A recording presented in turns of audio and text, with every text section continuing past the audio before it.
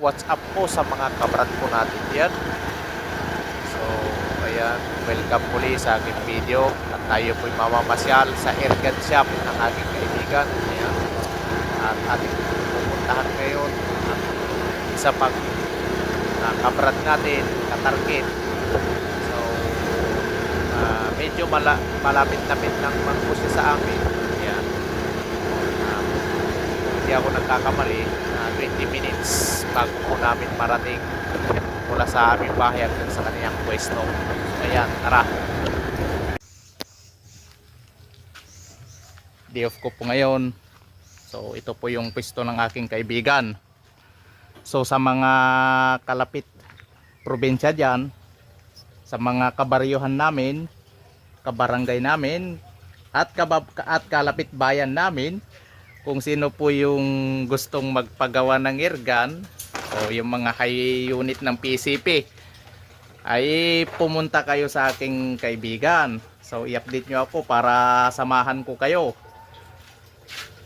sa kanyang shop kung gusto ninyong magpagawa ng PCP airgun. O yan, malapit lamang siya sa amin.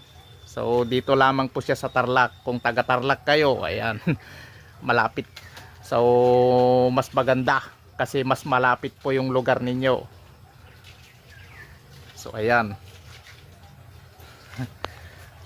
Oh, yan, ito po yung ating kabrad, katarget. Oh, siya po yung may-ari ng shop na ito.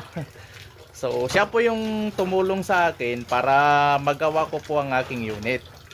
So sa kanya ko binili yung air tank na pinaglumaan ng CO2 na aking ginawa. Pwede rin po yung mga kung meron kayong lumang unit, CO2 man, Estrella Parco, ayan, di bomba. Kung gusto ninyong ipa-convert ng pang PCP, pwede rin. Ayun. Pwede rin sa convert. Kung gusto niyo magpa-repair, pwede rin niyang i-repair ang inyong unit na sira. Kahit ano man, overhaul man yan, kayang-kaya niyang i-repair.